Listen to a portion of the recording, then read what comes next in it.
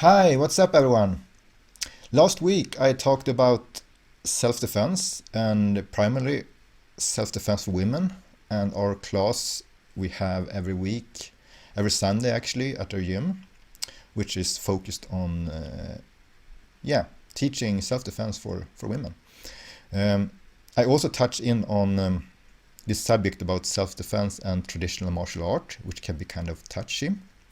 So I thought maybe this week would be a good time to talk about my own experience and my own training actually.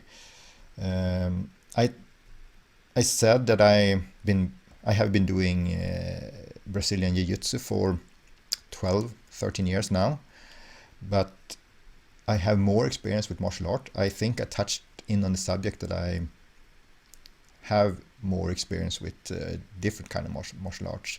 So I thought this might be a good time to actually dive in on that. So here's the thing. I've been doing martial arts in some way for most of my life. I think since I was 6 years old or something.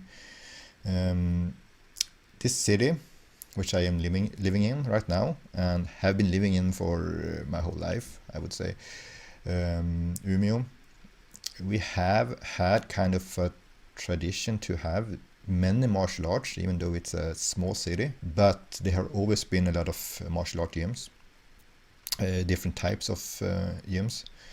For example, when it comes to Brazilian Jiu-Jitsu, we have, I think, 3 or 4 different kind of gyms, and that is kind of a lot when it comes to how many habitants we have in the city.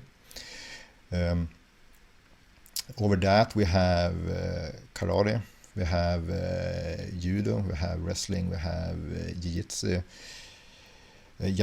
Japanese jiu-jitsu, we have aikido, certain type of schools. I think we have hima, which is medieval fencing, uh, Thai boxing, kickboxing, MMA, yeah, you name it. Renji is a MMA gym here, which has have had 2 UFC fighters actually, and this is kind of interesting when it comes to this small city up north in Sweden. So martial art has always been kind of a thing here, and for me too. Um, so I started Japanese jiu-jitsu when I was about 6 years old. I think I did that for 4 years or something. Then I had kind of a break from arts because I started to practice badminton. I even competed in that, and I think I was doing that for 15 years or something. I started that at the same time as I started with jiu-jitsu, because here in Sweden we want our kids to try out different sports, and we have the ability to do that too, because I think I talked about it before. You can go in and practice or try out different sports for kind of a small fee, and no matter what you train, I think it's maybe $50 a year or something. Even it can be cheaper than that even. So it's not uncommon that the kids here are practicing a lot of martial arts and sports when they're young, just to try out and to find something they like. So I have tried soccer, I've tried ice hockey. When it comes to hockey, it was fun until we started to do the tackles, because I was kind of small. I'm still small, so I got I got beat up a lot on the ice. So I thought that wasn't for me. So then I went into badminton, and yeah, I have the body for it. Still has kind of a slim body type, fast and agile. So it worked out pretty well for me. And at the same time, I started jiu-jitsu, and I started Japanese jiu-jitsu, because Brazilian jiu-jitsu have a this was in the mid 80s, so it hasn't really surfaced here in Sweden. And I also tried out fencing for a while, which was kind of cool. But yeah, I started to compete in badminton and did that for a few years, and that made me focus on that. So the jiu-jitsu kind of fell off. But then when I got older, I wanted to try out some martial art again, because it had also always been something I've been interested in. I mean, you see stuff in the movies and you want to try out stuff, and I always thought that it is a good way to get a good body workout. So I actually jumped into ninjutsu, Bujinkan, for a while, and at the same time I started to do karate too, and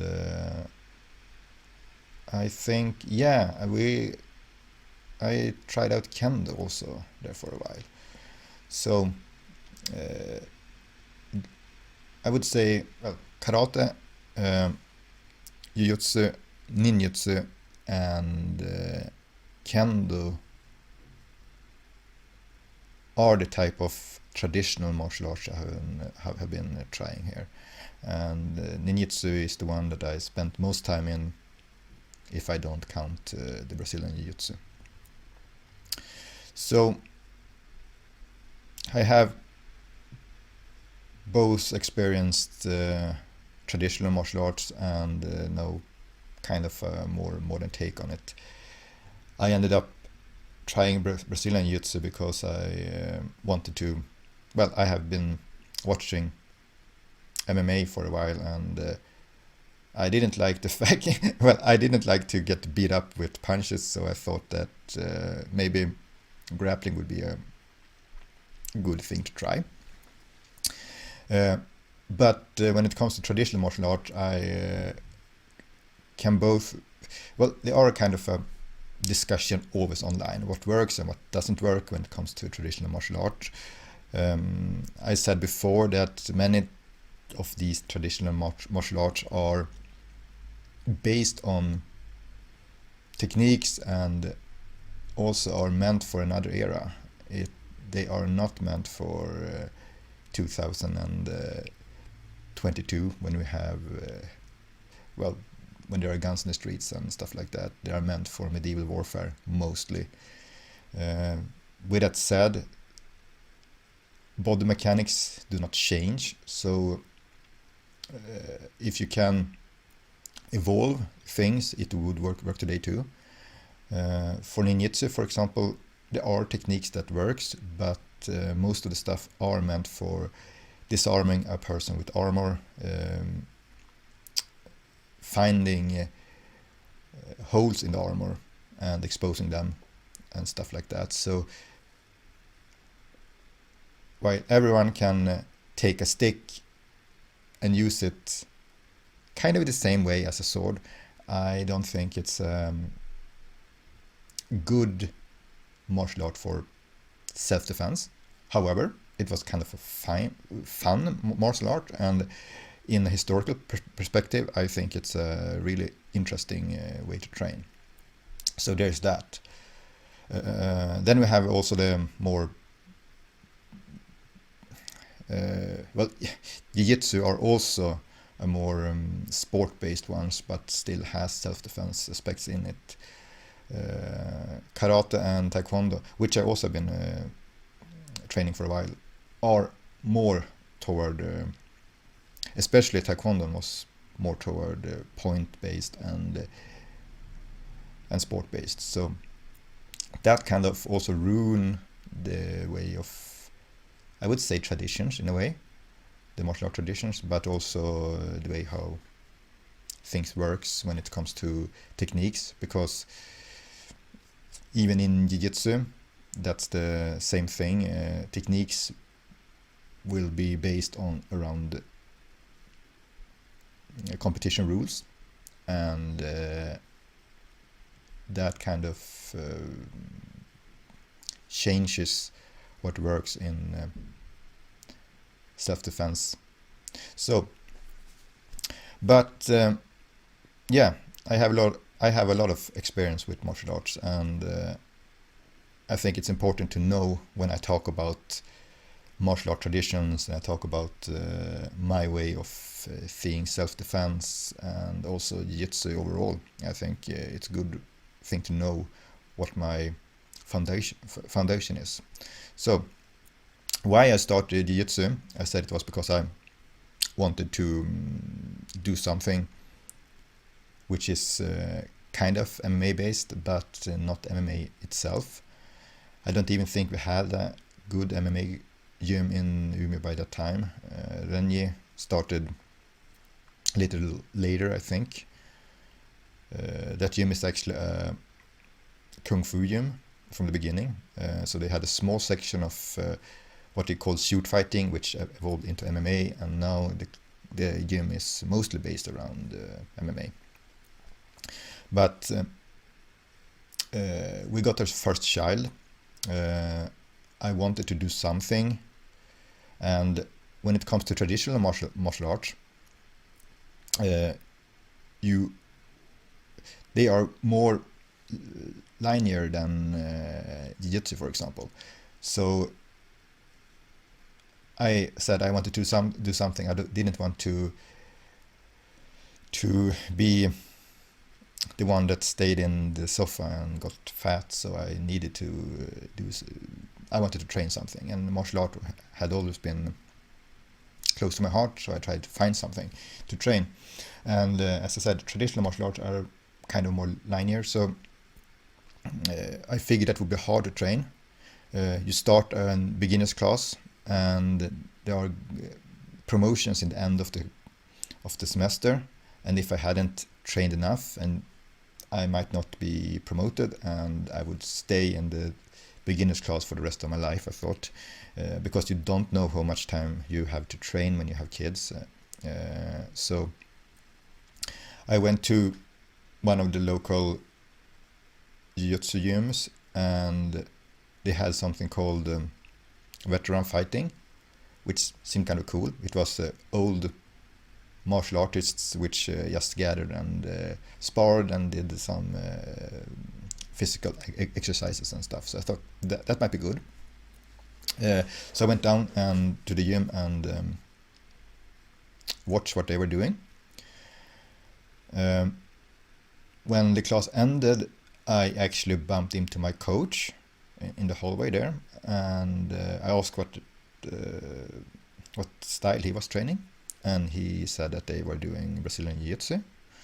And I started to ask around what that meant with promotions and stuff. And as we all know, promotions mostly are kind of floating in